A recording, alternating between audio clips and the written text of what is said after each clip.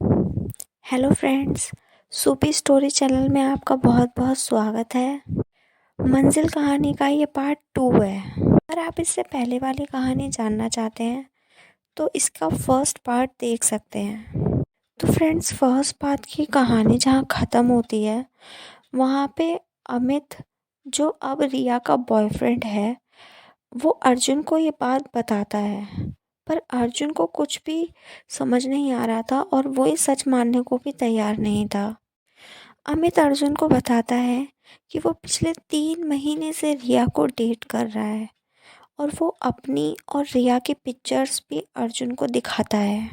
अर्जुन को तो जैसे समझ ही नहीं आ रहा था कि ये उसके साथ हो क्या रहा है। वो ये बात भी मानने को तैयार नहीं था कि रिया उसके साथ विश्वासघात कर सकती है। तभी अमित अर्जुन से बोलता है कि अब तू रिया से दूर रह। ये बात सुनकर अर्जुन को गुस्सा आ जाता है और वो अमित को मारने लगता है। तभी सारे लड़के मिलके अर्जुन को बहुत मारते हैं। अर्जुन जैसे तैसे अपने आप को बचाते हुए घर पहुंचता है और घर पहुंचते ही वो रिया को कॉल करता है, बट रिया उसका फ़ोन नहीं उठाती। अर्जुन रिया को बार बार फ़ोन करता है और उसके बार बार फ़ोन करने पर रिया को फ़ोन उठाना पड़ता है। अर्जुन रिया से कहता है कि क्या तुम्हें पता है कि आज मेरे साथ क्या हुआ? रिया: हाँ, मैं जानती हूँ कि तुम्हारे साथ आज क्या हुआ है। अर्जुन: बोल दो कि ये सब झूठ है। रिया: यह सब सच है। अर्जुन: तुम किसके साथ रहना चाहती हो? तुम्हारे मुंह से जानना चाहता हूँ कि तुम मुझे और अमित में से किसको चूज़ करना चाहती हो।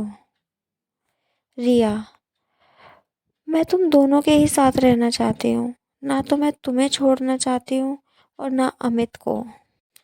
रिया की ये बात सुनकर अर्जुन और भड़क जाता है और वो रिया से पूछता है कि क्या तुम अमित को छोड़ सकती हो?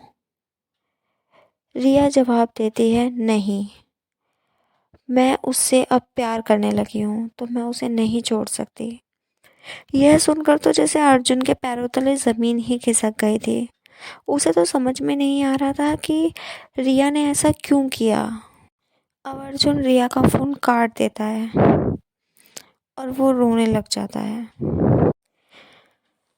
अर्जुन जब सो रहा होता है तो उसे रिया के सपने आते हैं जिसमें रिया उससे दूर जा रही होती है। अर्जुन डर कर एकदम खड़ा हो जाता है और उसे लगता है कि शायद ये उसका सपना था। पर जब वो अपनी चोट देखता है तो उसे याद आता है कि नहीं, ये सब तो सच है। सच में ही रिया उसे छोड़ के जा चुकी है। अर्जुन को अब कुछ भी समझ में नहीं आ रहा होता है। वो बहुत ही टूट चुका था। अब अर्जुन को लगता है कि शायद उसके जीने की वजह ख़त्म हो चुकी है, तो वो सुसाइड करने के बारे में सोचता है। वो सुसाइड करने की कोशिश भी करता है, पर जैसे कोई चीज़ हो जो उसे रोक रही हो। वो रुक जाता है, पूरी रात रोता है और ऐसे ही सुबह हो जाती है। सुबह अर्जुन जब फ़ोन को देखता है तो उसे शायद उसके मन में कोई उम्मीद हो, जैसे रिया का फ़ोन आएगा और वो कहेगी कि मैं अमित को छोड़ के तुम्हारे पास आ जाऊंगी। पर ऐसा कुछ नहीं होता। अर्जुन यह सब बात अपने दोस्तों को बताता है तो उसके दोस्त उसकी मदद करते हैं और साथ ही उसे समझाते हैं कि वो रिया की यादों में ना रहे, अपनी ज़िंदगी को आगे बढ़ाए। अब अर्जुन को हर समय फ्लैशबैक्स आने लग जाते हैं।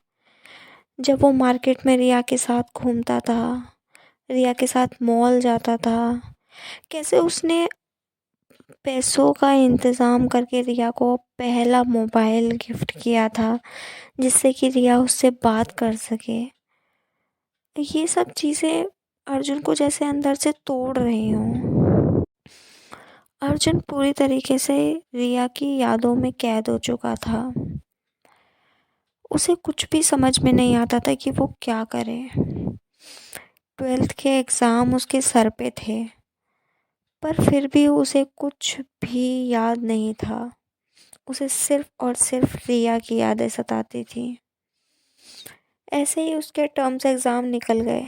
फाइनली अर्जुन का स्कूल अब ख़त्म हो चुका था, इसलिए उसने जॉब करने के बारे में सोचा। उसे एक प्राइवेट कंपनी में कॉल अटेंडेंट की जॉब मिल गई, जिसके बाद उसका मन वहाँ लगने लगा और वो अपनी यादों को छोड़कर अपने काम पर फोकस करने लगा।